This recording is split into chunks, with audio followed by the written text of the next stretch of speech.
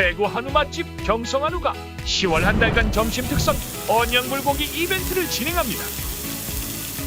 가격 할인, 무한 서비스, 신선한 명품 한우와 가격에 놀라 다시 찾는 대구 한우 맛집 경성한우로 오세요. 대구를 빛내는 명소 한우의 진미 경성한우입니다.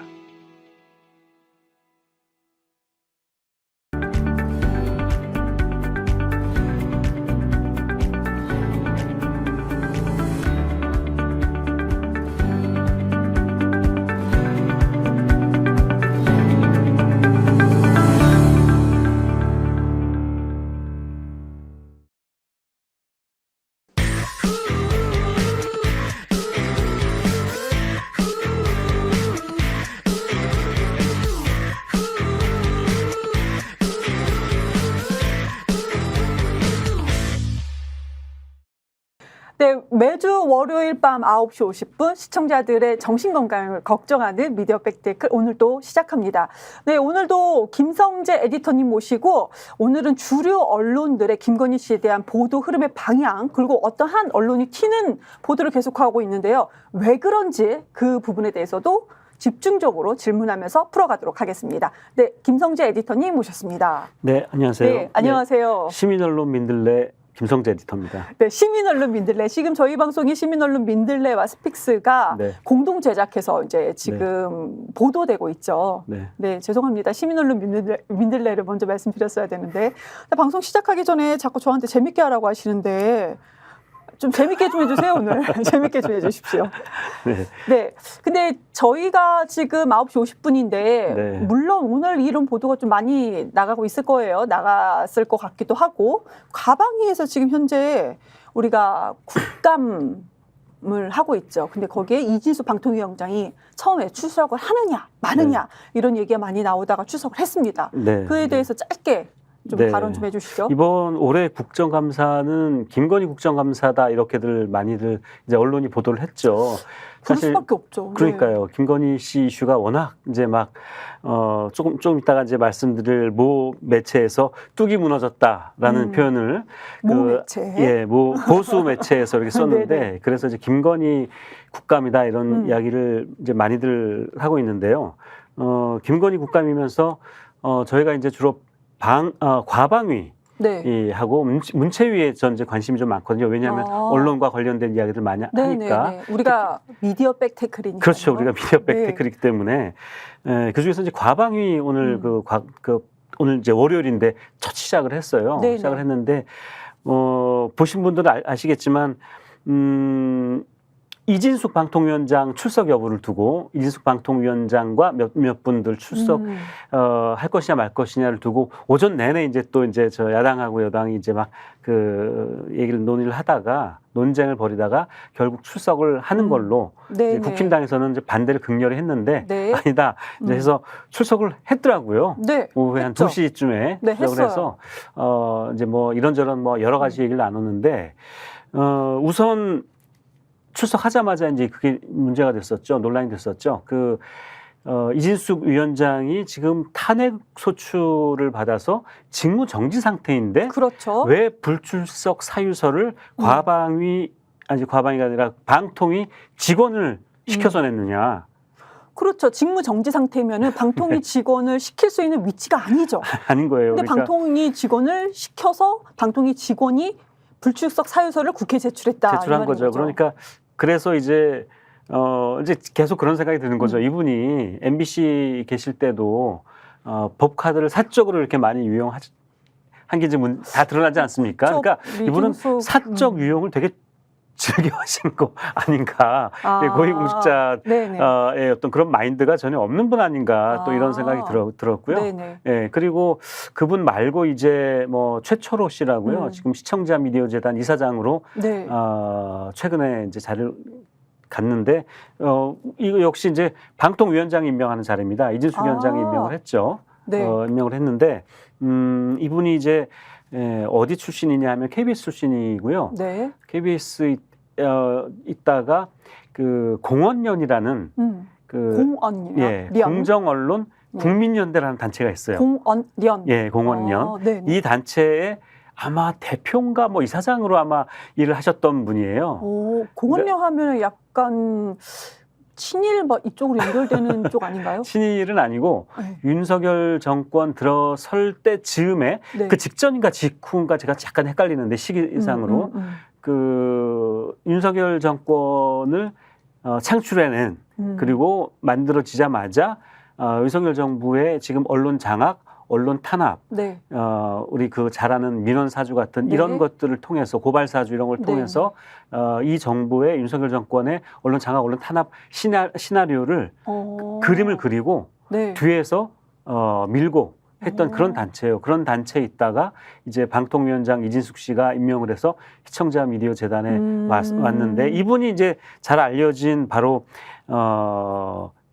일자 그 방송 심의를 했던 날씨 일자 이거를 그 중징계를 내리고 또 김건희 여사라는 표현을 쓰지 않았다고 또 중징계를 내렸던 그 선거방송 심의위원이었던 분이에요. 또 이분이 오늘 출석을 하셨는데 제가 뭐 다 듣지는 못했습니다만 이분들에 대해서 아주 그 민주당에서 아주 신랄하게 문제를 지적하고 그 했던 것 같아요. 지금 9시 넘어서까지 아마 그 진행이 된 것 같은데 그 저녁 때 건 제가 못 보고 오후에 조금 봤습니다. 근데 그 제가 왜 이 말씀을 사실 드리냐면 정말 하나하나가 정말 그 문제가 많은 그런 부분들이거든요. 그러니까 이진숙 씨 문제라든지 이진숙 씨가 또 그 방통위 직원을 사적으로 심부름시켜서 불출석 사유서를 낸 거 말고도 직무정지 기간에 유튜브에 출연을 한다든지 SNS에 뭐 좋아요, 공유하기를 눌러서 그 좌파 뭐 어쩌고저쩌고 하는 이런 그 자기 표현을 계속 해온 거예요. 그러니까 이런 문제들이 정말 심각한 문제거든요. 글 쓰는 게 뭐가 문제예요? 자기가 직무정지 기간에도 개인 SNS에 글 쓰는 게 뭐가 문제예요? 굉장히 굉장히 생각을 가지고 계시네. 아니 그게 아니고요. 그렇게 질문하시는 사람들 많을 것 같아요. 아니 개인 SNS 글 쓰는 게 뭐가 문제냐. 이렇게 질문할 사람들이 있어서 지금 저한테 대신 질문하신 거죠. 아니 직무정지지만 이분은 지금 연 1억 4천만 원 연봉을 받고 있는 공직자입니다.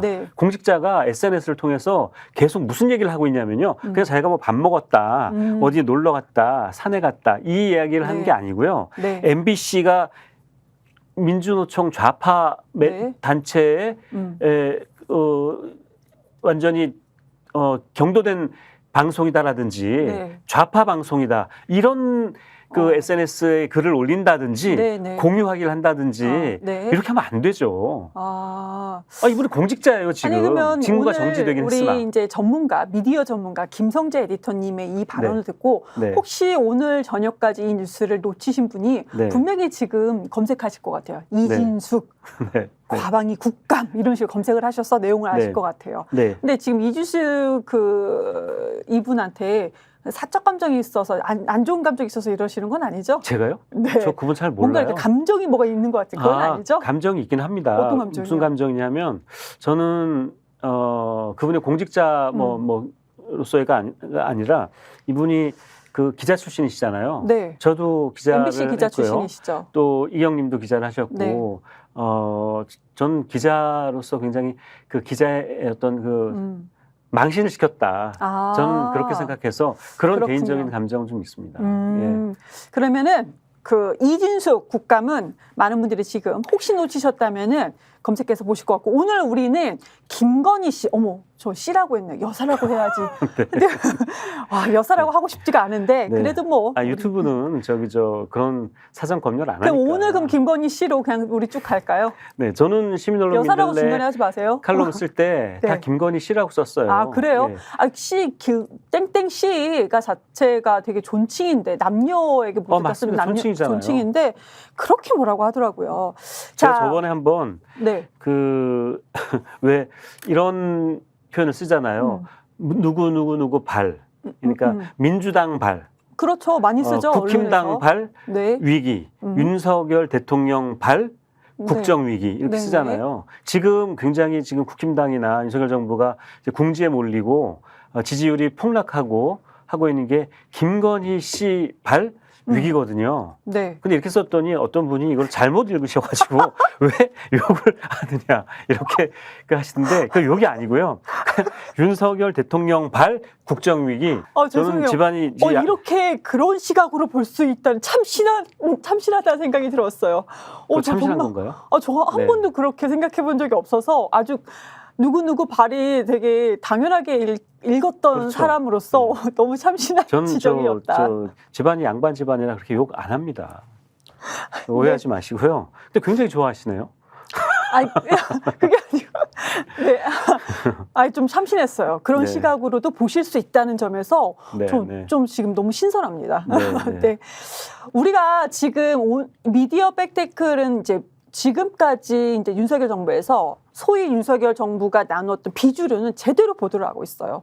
찾아가지고 보도를 하고 정말로 탐사 보도처럼 다 하고 있고 지적을 하고 있는데 주류 언론들은 무시를 하거나 아니면은 조금 따라가는 정도로 보도가 됐었죠. 근데 오늘은 우리가 이제 처음에 튀는 언론이 있다라고 했을 때 그 튀는 언론이 의외였습니다.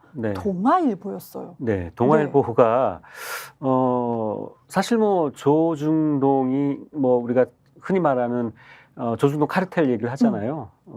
조폭 언론이다, 부자 언론이다. 맨날 조중동 폐간해야 된다. 이렇게 묶어서 우리가 다 얘기를 하잖아요. 그렇죠. 조중동. 근데 윤석열 정부 들어서 점점 시간이 지나면서 제가 동아일보를 쭉 보면서 동아일보가 좀 조선이나 중앙하고 좀 논조가 다르구나 이런 느낌을 종종 받았거든요. 그러더니 그냥 다른 거 말고 김건희 씨에 대한 보도에 한해서죠. 아닙니다. 윤석열 대통령에 대해서 윤석열 정권 2년 동안 정권에 대해서 이 정권에 대해서 전반적으로 비판적인 관점을 굉장히 유지를 하더라고요. 동아일보가. 그래서 그렇게 생각했죠. 일시적으로 그럴 수 있다. 동아일보가 그럴 수 있다 했는데 이번에 특히 김건희 씨로 인해서 생긴 이 김건희 씨로 인해서 이게 발생이 된, 또 욕하는 것처럼 들릴까봐, 김건희 씨로 발생된 이 정권의 위기에 대해서 동아일보가 심지어 경향이나 한겨레보다 훨씬 단호한 어떤 그런 입장을 보이더라고요. 그러니까 그동안에 김건희 시대에 대한 그 주류 언론중들이 대부분이 사과해라. 아니면 최근에 나오는 거 윤석열 김건희 씨와 거리를 둬야 된다. 이 정도 선이었는데 이기용 칼럼이었어요. 지금 사법심판대에 서는 것이 유일한 탈출구다라는 제목이 10월 3일 날 보도가 됐습니다. 이것도 많이 신선했죠. 네. 이 칼럼을 보면은 이거 리드가요. 맞아요. 칼럼 보시면 리드가 여러 가지가 있지만 김건희 여사의 사과를 놓고 여권 내에서 왈가왈부하는데 다 부질없다 이렇게 시작을 합니다. 사과 아니다. 부질없다. 그리고 결론은 사법심판대에 서야 된다라는 내용을 아주 요약해서 제가 말씀드립니다. 여사 문제 수렁에서 헤어나려면 김 여사가 더도 말고 덜도 말고 일반 국민 누구에게나 적용될 절차를 거쳐 공정하고 엄정한 사법적 처분을 받는 것 이외엔 그 어떤 출구도 없다. 굉장히 단호하죠. 매우 단호해요. 다른 출구가 없다는 거예요. 사법적 처분을 받는 거, 이게 뭡니까? 이게 처벌받는 거예요. 기소되고, 수사받고, 기소되고, 재판받고, 그래서 사법적인 처벌을 받는 거 말고는 어떤 출구도 없다라고 지금 단호하게 얘기하고 놀랍지 않아요? 우리 이제 김성재 에디터님께서 계셨던 이제 한겨레나 우리가 주류 언론에서 보통 그래도 좀 보신다는 분들은 한겨레나 경향신문 정도를 보는데 거기서도 수사해야 된다. 이 정도 검찰이 수사해야 된다. 이 정도 선인 것 같아요. 근데 여기는 아예 그냥 사법 심판대에 서라.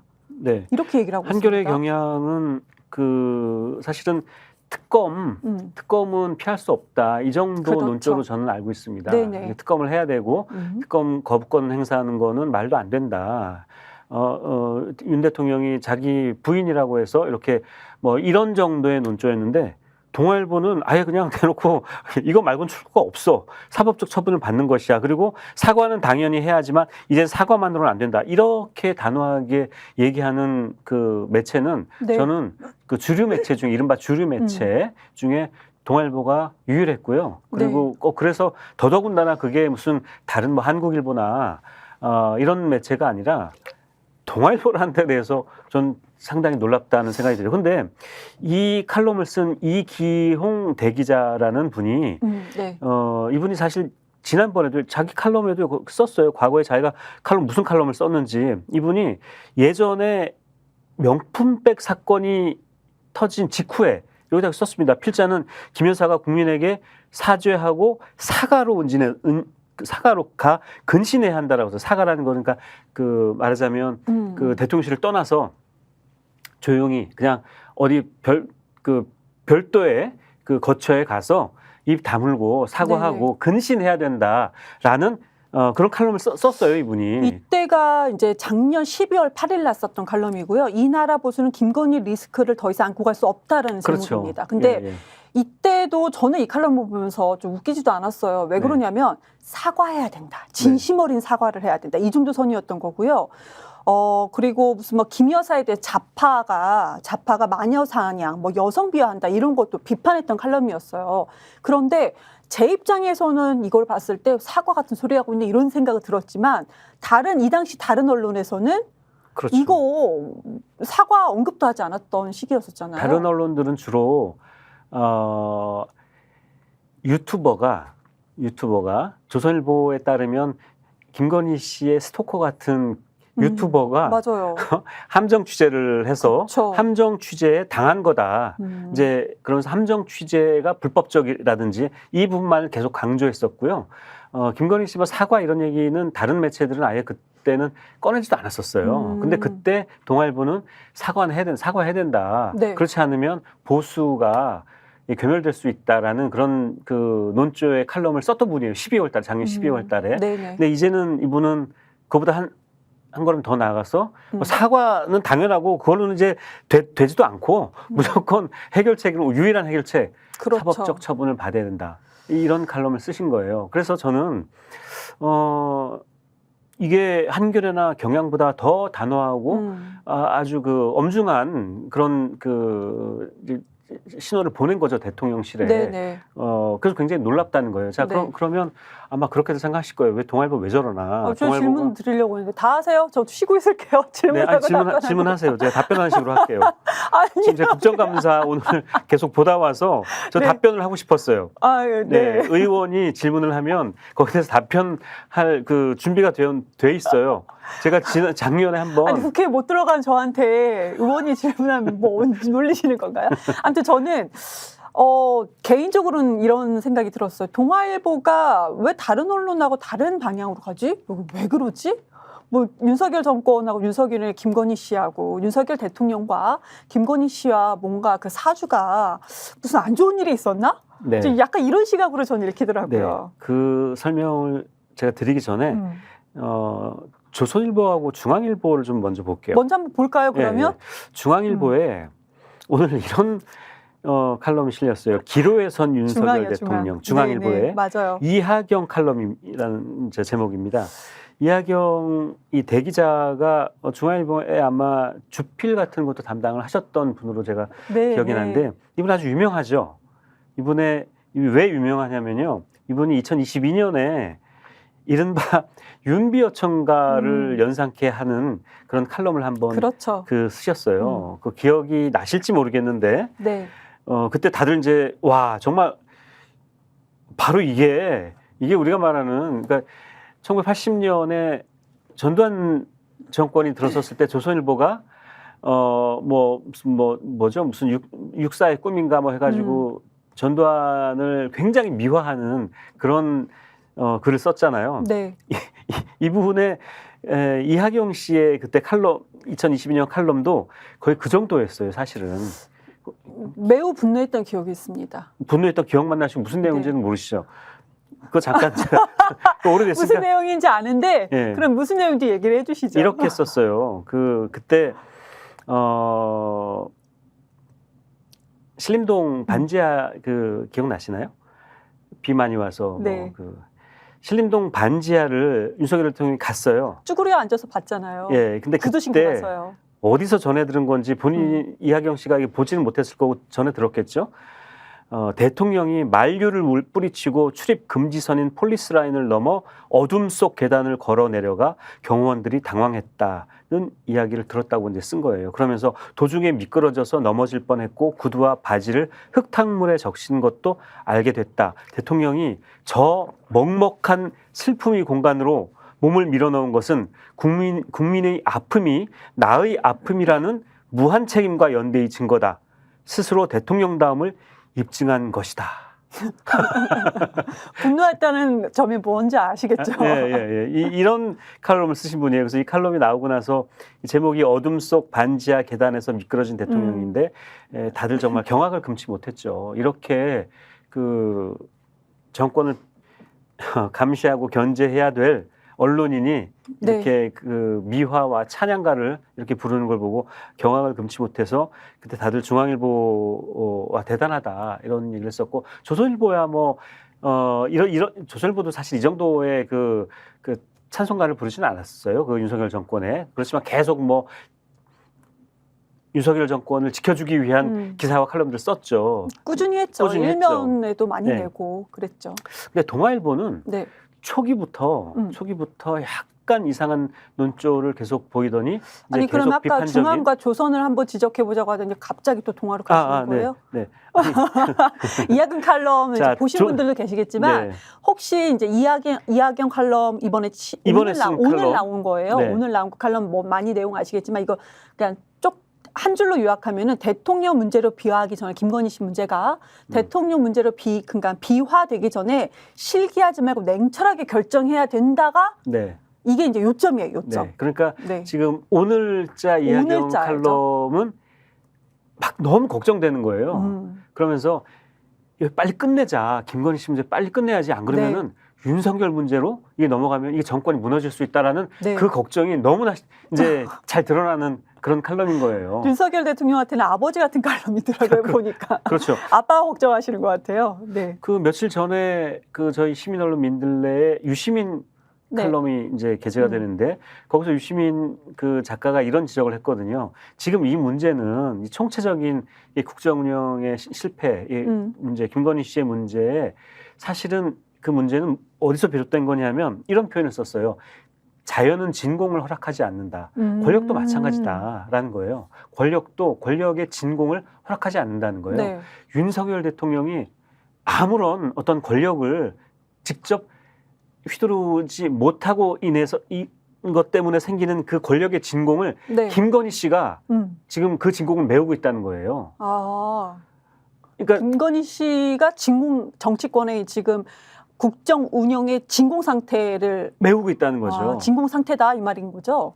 근데 진공 상태가 아닌 거예요. 그러니까 지금 김건희 씨가 진공을 김건희가 메우고 있기 때문에, 그러니까 이 권력도 윤석열 대통령이 권력을 제대로 잡고 그 권력을 제대로 수행하고 즉 국정 운영을 제대로 수행하고 하면 진공이 생길 수가 없죠. 그런데 우리들 이제 그런 얘기 많이 했습니다. 윤석열 대통령 정말 모르는 것 같다.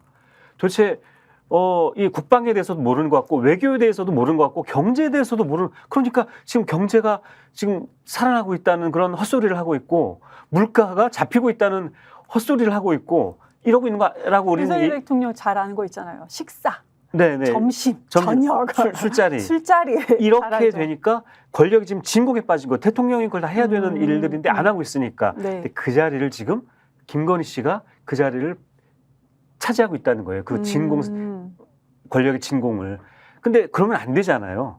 그러면서 생기는 문제들이 지금 이런 문제들입니다. 명품백 받으면서 인사 개입하고 선거 개입하고 공천 개입하고 관저 이동하는데 다 개입하고 이 권력의 진공을 지금 김건희 씨가 지금 메우고 있는 거예요. 아니 김건희 씨가 김대남 씨 녹취록만 봐도 그거 음성 파일 그대로만 봐도 윤석열 대통령을 향해서 지라고 표현하면서 지는 몰라, 아무것도 몰라. 근데 이제 김건희 여사라고 표현하면서 김건희 여사 말은 되게 잘 듣는다. 이런 얘기가 직접 나오잖아요. 대통령실에 이제 그 비서관이 얘기하는 걸 보면은 정말 김건희 씨 말은 참 잘 듣는 것 같아요. 그러니까 진공 상태의 김건희 씨가 아주 꽉 차고 있는 것 같다라는 생각이 듭니다. 지금 김건희 정권이라고 부르는 분들도 있잖아요.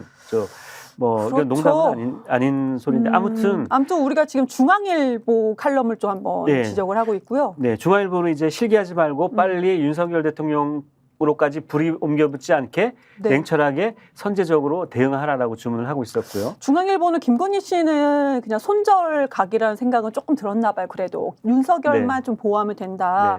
네. 며칠 전이죠. 10월 3일 날 사설에서는 공직자 배우자, 그러니까 명품백 수수관에 관련돼서도 공직자 배우자 처벌 규정이 없다. 뭐 네, 이런 식으로 네. 얘기가 나왔었죠. 네. 그냥 그 정도. 네. 처벌은 해야 되니까 도덕적으로는 처벌을 할 수 있으나 실질적으로 법적인 처벌 규정이 없다. 이렇게 하다가 오늘 칼럼에서는 좀 김건희 실기하지 말고 냉철하게 결정해야 된다. 이 정도로 좀 갈무리를 네. 한 것 같습니다. 자, 그다음에 조선일보를 보면요.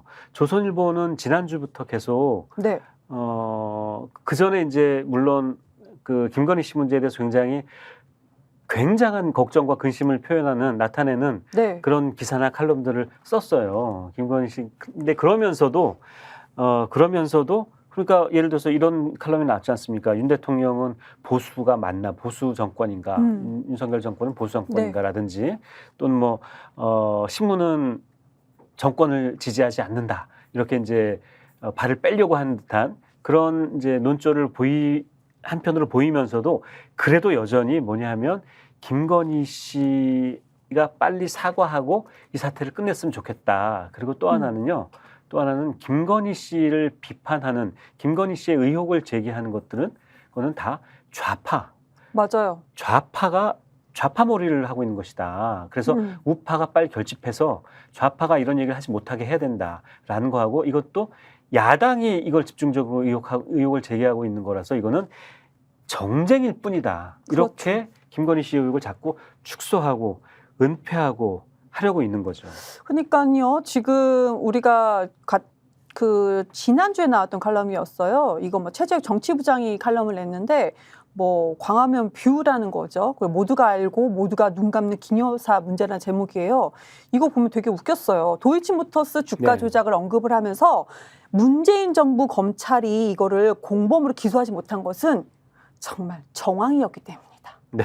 정황이래요. 이렇게 얘기를 하면서 제2부속실 설치가 늦어져서 비판이 되니까 대통령실 위기가 현실이다. 아니 지금 이게 지난주 칼럼이거든요. 지금 이게 정황입니까? 팩트가 다 나왔는데 마치 이 칼럼을 보신 분은 도이치모터스? 야, 정황이구나. 아직도 그게 네. 정황일 뿐이지 그리고 증거가 나온 게 아니구나라고 생각하시겠죠. 제2부속실 설치하면 뭔가 되겠구나. 이런 식으로 또 결론을 냈더라고요. 그런데 오늘 칼럼 또 올려주셨죠. 조선일보 네. 오늘 칼럼.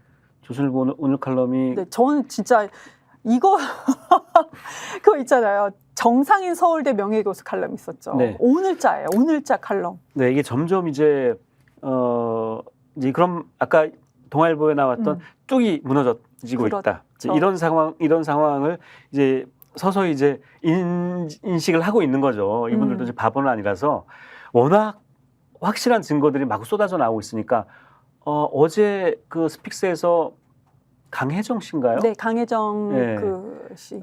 또 이제 증언이 막 나왔고 그러면서 김건희 씨와 명태균 씨 여론조사 회사에서 직원으로 혼자 있었던 거라고 이제 어디 얘기를 했었죠. 1월 저녁에 이 보도를 했었죠. 이런 증언들이 이제 계속 나오고 있고 지금 나온 거 말고도 지금 언론사들이 뭘 하나씩 다 들고 있다라는 이야기도 나오고 있고 JTBC 같은 경우는 도대체 이 방대한 자료를 누가 줬냐. 이건 1인 개인이 아닐 것이다. 이런 얘기할 정도로 방대한 자료를 가지고 검찰 자료로 예측이 되는 방대한 자료를 가지고 있죠.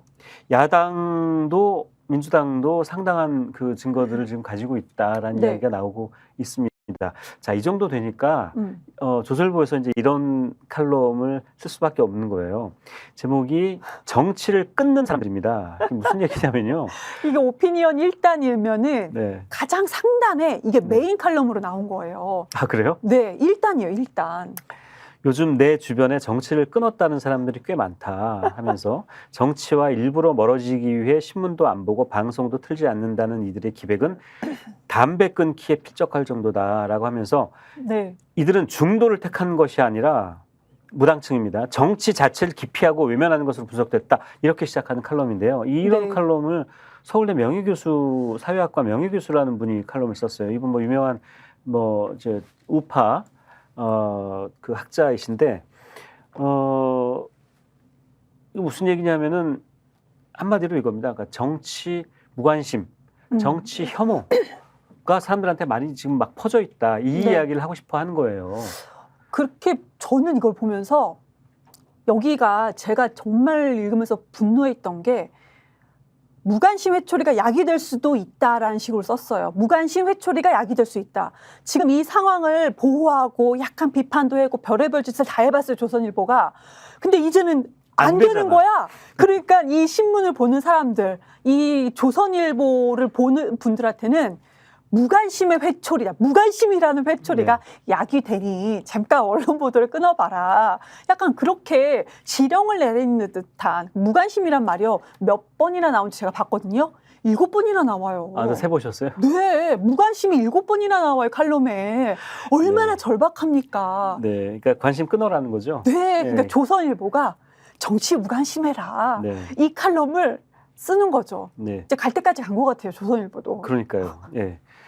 정치 무관심, 정치 혐오를 자극하는 언론이 제가 보기엔 제일 나쁜 언론이에요. 제일 나빠요. 제일 나쁘고 오늘 조선일보 칼럼 보면 저는 참 바보 같다 야 이런 생각이 들었어요. 저는 예를 들어서요. 양비론이라는 게 있지 않습니까? 네네. 오늘 그 조선일보 말고 조선일보도 이제 그런 사설을 썼고 뭐 한국일보 얘기하실 거죠? 서울신문도 그렇고 한국일보가 또 이런 사설을 썼는데 또다시 김건희 대 이재명 국감 3년 전으로 퇴행한 국회 오늘자죠. 오늘자입니다. 이런 사설을 썼는데 이 제목 그대로 이번 국감이 김건희 국감이라고 뭐 여러 이제 사람들이 얘기를 하는데 김건희 국감 아니고 김건희 대 이재명 국감이다. 이렇게 얘기한 건 뭐냐면 결국 이 국감이 정쟁 국감이다. 이런 얘기예요. 그러니까 여기 그렇게 써 있어요. 민생은 덮어놓고 지금 현 정권 대 전 정권 구도라든지 이런 식의 예전에 그 3년 전에 했던 이런 구도로 지금 싸우고 있다. 이거 정쟁이다. 좀 지긋지긋하다. 이렇게 지금 한국일보가 사설을 썼어요. 제가 예전에요. 이제 언론인이 되기 위해서 준비했던 시절에 뭐 한국일보에 제가 지원한 적은 없어요. 그때 시기가 안 맞아서. 그런데 이제 한국일보에 들어가고 싶다라는 생각을 한 적이 있었어요. 왜냐하면 한국일보가 저희가 그때 준비했을 당시 벌써 오래전 일이죠. 준비했었을 당시 한국일보가 정치면도 좀 괜찮았었고 특히 이제 사회면을 너무나도 잘했구나라는 생각이 저는 이렇게 저한테 누적 데이터가 있었던 거예요. 근데 오늘 요즘에 윤석열 정권 들어섰을 때 한국일보의 보도 참 비겁하고 정말 조선일보보다 못한 언론인가? 라는 저는 그런 생각이 들었고 지금 말씀해 주셨던 그 양비론 사설을 보면은 각 진영과 대결의 장이 전망된다. 이번 국감이. 이런 식으로 얘기를 하면서요. 국감 무용론을 지적을 합니다. 그러네요. 네, 마지막에 국감 무용론에 정치권이 할 말이 없을 지경에 이르렀다. 네. 지금 뭡니까? 네. 김건희 씨에 대한 보도가 이렇게 상세하게 보도되고 있는데 국감 무용론이래요. 차 한국일보는 비겁하고 조선일보보다 못한 사설을 오늘 썼구나. 네. 그래서 여러분들 조중동만 보지 말라고 제가 계속 말씀드렸는데 아니 한국일보 보지 마세요. 이런 말씀을 정말 드립니다. 그 무책임하고 그런 그 주장이라고 전 생각해요. 이런 식으로 양비론 제기하고 이건 정쟁이다. 그리고 뭐 정치를 끊어야 된다는 이게 정말 무책임한 나쁜 겁니다. 아니 언론이요 어떤 것이 옳고 어떤 것이 그른지를 가려내 줘야죠. 저는 차라리 조선일보는 일관되잖아요. 일관되게 잘못된 거를 잘했다라고 하고 윤석열 정권이 국정 운영을 이렇게 다 아주 좀 제가 양반이라 또 욕은 못하겠지만 개판 5분 전으로 김건희 씨 발 어쩌고 좀 쓰셨잖아요. 네, 뭐 이런 문제를 다 지금 조선일보는 덮고 있지 않습니까? 왜냐하면은 그것이 자기네들이 옳다라고 보는 거예요. 윤석열 정권이 아무리 친일 행각을 보여도 또 경제를 망쳐놔도 그래도 옳다라고 보는 거예요, 조선일보는. 그래서 계속 그 지지하는 글을 쓰고 칼럼을 쓰는 거예요. 네네. 그런 일관성이 있어요. 편향된 겁니다, 그러니까. 왜냐하면 조선일보는 자기네들의 이익이 부합하기 때문에 하는 거예요. 그런데 한국일보는 보세요. 이것도 나쁘고 저것도 나빠. 국가무용론, 정치 그 무용론 이거는 아예 정치 자체를 망쳐놓는 거예요. 그래서 조선일보에 대해서는 야 그거 아니야. 니네 아무리 수구 기득권 언론들이 조중동 언론들이 당신네들의 이익을 위해서 그렇게 기사를 쓰고 칼럼을 쓰고 우리를 속이고 있지? 네. 그거 아니야. 틀렸어. 라고 얘기할 수 있죠. 근데 한국일보나 이런 식으로 양비론을 제기하면요. 이 사람들이 그냥 여기 따라가는 거야. 다 싫어. 나도 싫어. 귀찮아. 아, 지긋지긋해. 맨날 싸우고 있어. 이제 그만해. 그러니까 조선일보는 정치를 좀 끊어라. 보도 좀 하지 마라. 무관심해라라고 하고 한국일보는 옆에서 아, 지금 국감 야, 그 보지 마. 네네. 시끄러워. 둘이 싸워. 이 얘기잖아요. 그러니까 한국일보는 이것이 한국일보에 무슨 이득이 되길래 이렇게 국감 무용론 같은 주장을 하는지 저는 모르겠어요. 그러니까 조선일보는 원래 나쁜 언론, 한국일보는 갑자기 갑자기 바보 같은 나빠진 짓이에요, 그러니까. 바보 언론, 갑자기 바보 네. 언론, 아니, 바보 같은 갑자기 짓이잖아요. 비겁한 언론, 네, 이런 아주 건가요? 비겁하고 바보 같은 짓을 하고 있는 거예요. 얼마 전에 한 2주 전인가요? 뉴욕타임스에 무슨 기사가 났냐면요. 뉴욕타임스가 해리스를 지지하기로 결정했다, 선언했다라는 기사가 몇몇 언론에 나왔어요. 네. 물론 이제 조선일보 같은 언론은 그런 거 안 쓰죠. 안 쓰는데 그 네. 언론이 보도가 됐어요. 검색해 보시면 나옵니다. 네. 뉴욕타임스 해리스 지지 선언. 자, 뉴욕타임스는 아시잖아요. 미국 대선이 있을 때마다 오래됐습니다. 네. 거의 매번 민주당 후보를 지지한다. 오바마 출마했을 때는 오바마를 지지한다라고 사설을 썼어요. 네. 자, 이게 어떤 분이 보면 어떻게 언론이 그렇게 편향될 수 있냐 이렇게 얘기하실 수도 있죠. 근데 미국 언론은 대부분 다 그랬잖아요. 폭스는 네. 공화당 후보를 네네. 지지하고 자 그게 정치 편향이라서 문제가 된다. 어떻게 그렇게 언론이 중립과 객관을 지켜야 되지 어떻게 그럴 수 있냐. 우리나라 언론은 라고? 중립적인 척 하면서 편향된 거고. 바로 그 점입니다. 우리 언론들은 너무 비겁한 거죠. 그러니까 네. 마치 중립적인 것처럼 중립을 가장한 객관을 가장한 채로 한쪽을 열렬히 지원을 하지 않습니까? 이거는 국민을 속이는 거예요, 그냥. 우리 언론도 조금 바뀌어야 될 것 같아요. 바뀌어야죠. 그렇죠. 네. 저는 차라리 조선일보가 대선 때 국힘당 후보, 새누리당 후보를 우리는 지지한다. 왜냐하면 이러이러한 그렇죠. 이유 때문에 그랬으면 좋겠어요. 그러면 그렇죠. 사람들이 이 언론은 이런 이유 때문에 이거 지지하는구나. 거기에 동의하면 그러면 조선일보가 지지하는 후보에 표를 주고 그거 아니다라고 판단하면 생각을 바꿀 수 있는데 조선일보는 교묘하게 자신들이 중립적이고 객관적이어서 올바른 저널리즘을 실현하는 것처럼 국민들을 속여서 보도를 하고 있는 거거든요. 대부분 안 속고요. 속이는 네. 안 속나요? 대부분 안 속고요. 조선일보는 대부분 안 속고 네. 속이는 한 30%, 속는 30%만 좀 속는 건 아닌가. 조선일보한테는 제 주변은 속는 분이 한 분도 안 계셨어요. 그런가요? 네. 아니요, 어르신들 많이 속고 그러니까 30%에는 계세요. 대부분 이제 어르신들이 계시는 게 아닌가라는 생각이 들어요. 그래서 이제 그 말씀 드려야겠네요. 조선 왜 동아일보가 지금 저는 지금 한겨레와 경향도 조금 보고 넘어갈까 했는데 그게 아니고 바로 그러면 동아일보가 우리가 조중동 같이 이렇게 비판을 했는데 왜 윤석열 정권에서 동아일보만 약간 튀는 얘기를 하고 김건희 씨에 대해서는 왜 동아만 이렇게 완전히 튀었는가. 한겨레도 이런 식으로 있는데 그 얘기를 지금 하실 생각이신 거죠? 네. 하고 싶을 생각이신 거죠? 네. 근데 이제 너무 이렇게 긴 이야기를 하다가 그 얘기를 하려니까 아니요, 저 메모해놓고 기다리고 있었어요. 그러니까 우리가 다 봤습니다. 지금 한겨레 경향까지 볼까 하다가 아직 잠깐 남겨두고 나머지 언론들의 한국일보까지 다 봤어요. 근데 자 보시면 동아일보가 이런 언론사가 원래는 아니었다. 네, 원래 이런 언론사가 아니었는데 왜 갑자기 동아일보가 김건희 씨에 대해서는 이런 식으로 가혹하게 언론 보도를 합니까? 왜 그런 거예요? 동아일보에 아까 말씀드린 그 이기용 칼럼이요? 사법심판대가 유일한 탈출구다라고 쓴 칼럼을 보면은 이런 얘기도 해요. 그러니까 여기도 좌파들에게 최대의 먹잇감, 그러니까 만약에 어떤 녹취가 또 나오면 그게 윤 대통령이 실정법을 위반한 내용을 찾을 수 없어 재료 빈곤에 시달리는 좌파에게 최대의 먹잇감이 될 수 있다. 이렇게 보고 있어요. 사실은 동아일보도. 그러니까 뭔가 그 좌파, 우파 뭐 이런 그 자꾸 이제 색깔론에서 이분들의 시각이 벗어나지는 않았어요. 그럼에도 불구하고 이렇게 보도하는 건 제가 취재한 바에 따르면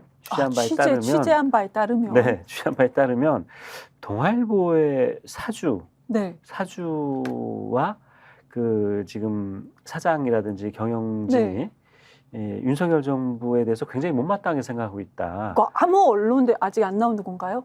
네, 아직 단독 취재신 건가요? 단독 취재입니다. 아, 사주가? 네, 사주가 윤석열 대통령과? 윤석열 대통령에 대해서 그러니까 굉장히 그러니까 처음부터 굉장히 낮게 평가를 했다. 낮춰봤다는 윤석열 대통령에 대해서. 윤석열 검사에 대해서. 그래서 어떻게 저런 사람이 대통령이 되냐.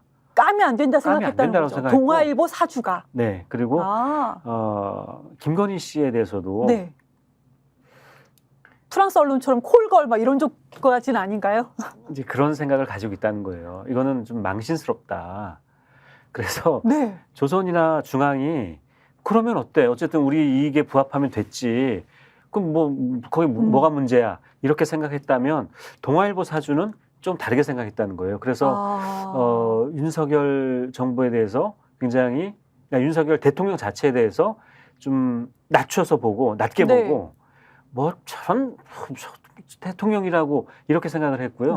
더더군다나 그 이번 정부에 이제 고위직에 그러니까 대통령실에 발탁돼서 갔다거나 또는 뭐 장차관이나 그 언론인들이 많이 가죠. 그렇죠. 동아일보 출신이 거의 없어요. 네. 그래서 그렇네요. 아니 이거 단독으로 잠깐만요. 갑자기 눈이 막 휘둥그러지네. 단독으로 시민언론 민들레에서 단독 그렇게 대가로 단독 쓰고 좀 보도를 먼저 하시지. 어떻게 방송에서 먼저 얘기를 하세요? 네. 근데 이건 좀 기사로는 좀 더 다듬어서 제가 말씀을 드리고 싶고요. 이런 지금 그냥 말씀드린 거는 제가 취재한 일부를 지금 그냥 먼저 말씀을 드리는 거고. 윤석열은 동아일보 사주가 윤석열은 얕잡아보고 김건희는 무시하고 그렇죠. 그리고 그 배경에는 동아일보 그 기자들이 윤석열 정부에 들어가지 못했다. 그렇죠. 지금 보면은 지금 대통령실에 그 들어간 실세로 들어간 분들을 보면은 뭐 예전에 SBS 출신이라든지 또 YTN 출신 이런 분들이 김건희 라인으로 해서 쭉 들어간 분들이 꽤 있죠. 그리고 지금 그 언론인들이 갈 수 있는 자리 중에 예를 들어서 이진숙 씨도 방통위원장인데 물론 이동관 씨가 방통위원장을 한 적이 있습니다. 그거는 동아일보여서 간 것이라고 우리는 그 보통 생각하지 않고요. 그분이 이명박 라인이에요? 이명박 라인이기 때문에 간 거예요. 그러니까 이동관 씨 말고는 거의 동아일보 출신들이 없어요. 지금 언론진흥재단 같은 데도 김효진 씨가 조선일보 출신이고요. 없습니다. 그래서 우리 민주당에도 동아일보 출신 근엄하신 분 계시는데 안 가시려나 물어봤네요. 네, 뭐 그런 점도 작용을 했다라는 그런 이야기들이 좀 있어요. 그렇군요. 이거 진짜 이거 녹취록 이런 것도 좀 나왔으면 좋겠습니다. 그렇죠. 네, 요즘에는 녹음 파일이 대세예요. 그러네요. 하더라 하시면 안 돼요. 다 녹음. 보통 요즘에는 한 7시간 이상은 녹음이 돼야 돼요.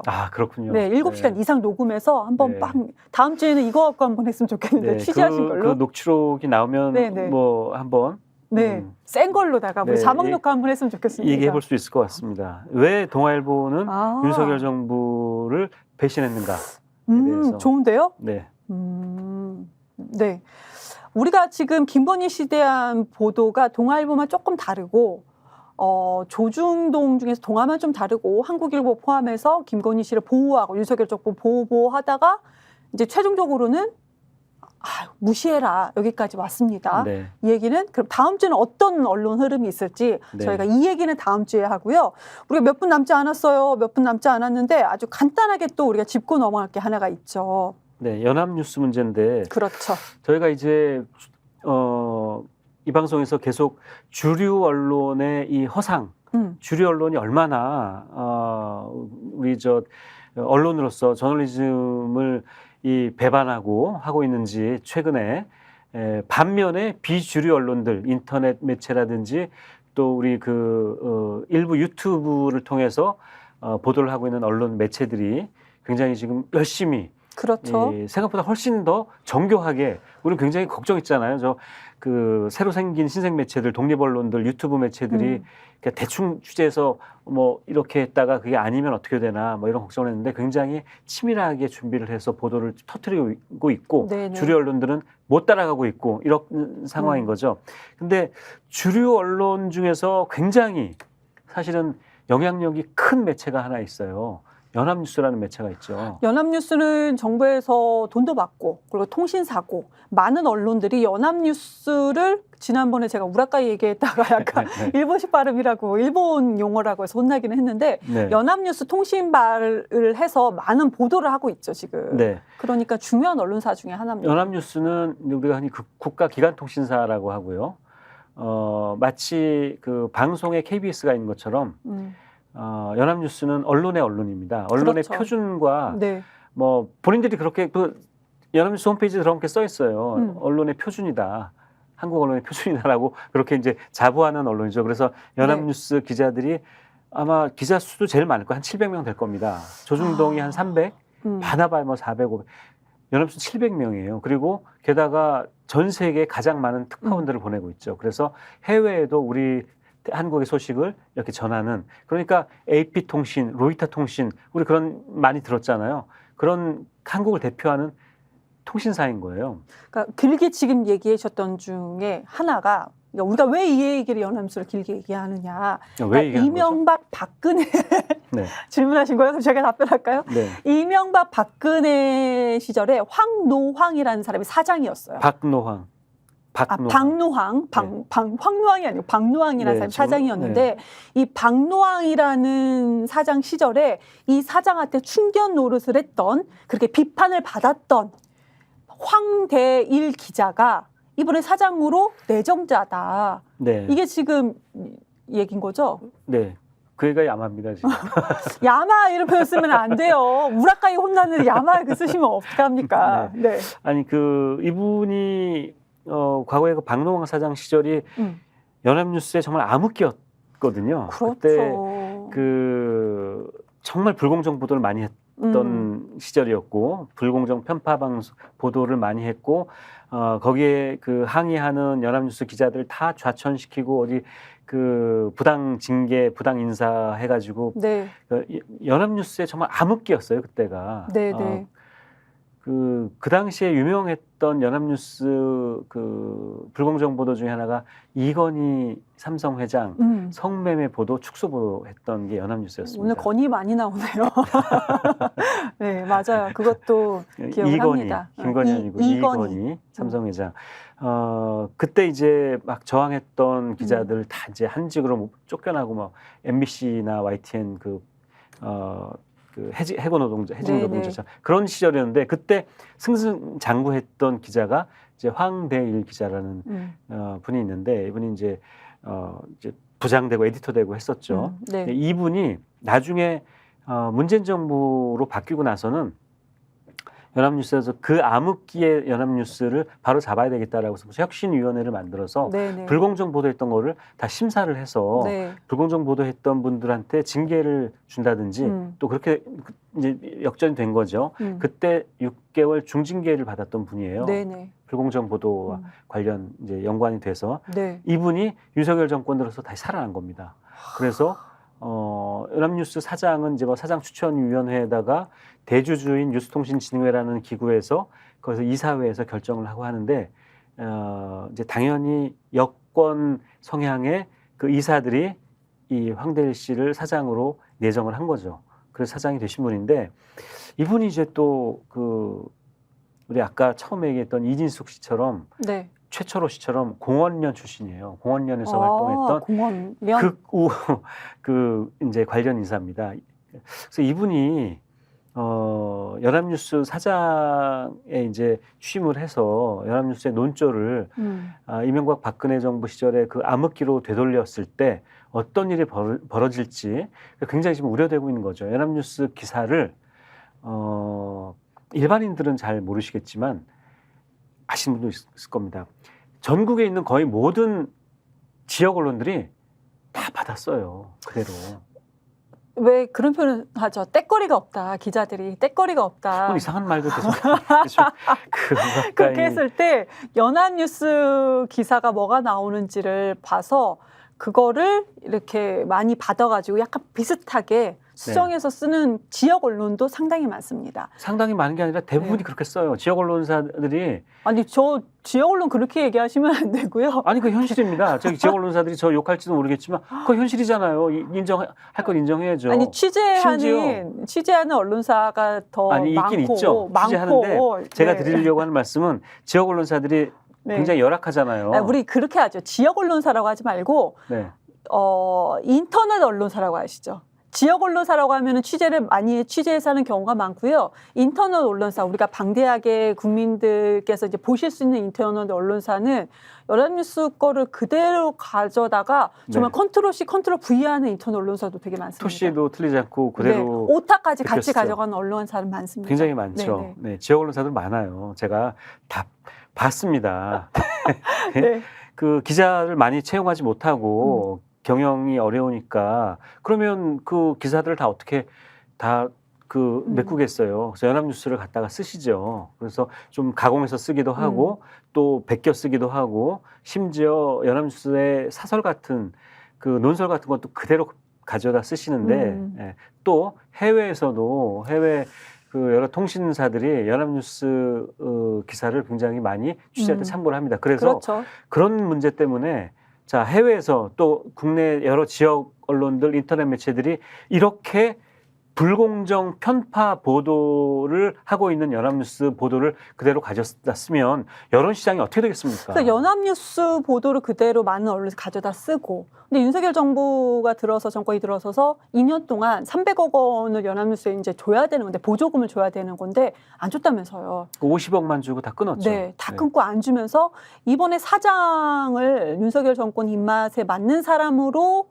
선임하도록 이렇게 좀 몰고 간 걸까요? 그렇죠. 뭐 그런 수법이에요. KBS도 마찬가지잖아요. 돈으로 이러면 되겠나. 네, KBS도 수신료 끊어버리겠죠. 통합징수 없애버리겠다고 없앴잖아요. 똑같이 내는 건데 분리징수를 왜 합니까? 네. 그리고서는 박민 사장 보낸 것처럼 연합뉴스 같은 수법인 거예요. 언론을 장악하는 이 수법인 거예요. 윤석열 정권은 뭐 이런다고 해서 아까 이제 저희가 얘기 나눴지만 뭣도 모르는 동아일보 사주가 생각하는 죄가 아니에요. 동아일보 사주가 생각하는 정말 무시를 받는 윤석열 정권이 아무리 이런 식으로 한다 하더라도 대통령 자체가 그렇게 무시를 당하고 있는데 뭐 제대로 하겠습니까? 라는 생각이 듭니다. 네. 저희는 오늘 저희가 지금 준비한 거는 제가 생각하기엔 다 한 것 같은데. 네, 아니 할 말 많은데. 뭐 여기까지만 하죠. 오늘 시간. 그럴까요? 여기까지만 한번 해볼까요? 밤이 늦었으니까. 그럼 저희 다음 주에는 아까 약속 아직은 안 하신 것 같은데 한번 취재해서 단독 녹취록을 7시간 이상으로 한번 준비해 주시죠. 네. 동아일보는 왜 그런가? 왜 혼자 튀는 건가? 네, 말씀하셨습니다. 네, 오늘도 고생하셨습니다. 네, 여러분 어떠셨습니까? 여러분들의 심신, 그러니까 언론을 보시면서 힘든 그 마음의 안정을 위해서 저희가 지금 미디어 백테크를 항상 고심하고 노력하고 있는데요. 다음 주 밤, 매주 월요일 밤 9시 50분입니다. 다음 주에도 미디어 백테크 여러분과 단독을 저희가 예상하지만 어떻게 될지 모르겠습니다. 다음 주에 뵙겠습니다. 감사합니다. 아니 왜 아직도 3년간 같은 통신사 인터넷 계속 쓰고 계세요? 인터넷 가입 시 48만원 무슨 경동시 추가 혜택이 주어집니다. 인터넷 비교원 통해 인터넷 가입하고 시민에게 홍보해주세요. 지금 문고에 인터넷 비교원 검색 후 3초만에 경동 행복 비교해보세요. 인터넷 비교원. 대구 한우 맛집 경성한우가 10월 한 달간 점심 특선 언양불고기 이벤트를 진행합니다. 가격 할인, 무한 서비스, 신선한 명품 한우와 가격에 놀라 다시 찾는 대구 한우 맛집 경성한우로 오세요. 대구를 빛내는 명소 한우의 진미 경성한우입니다.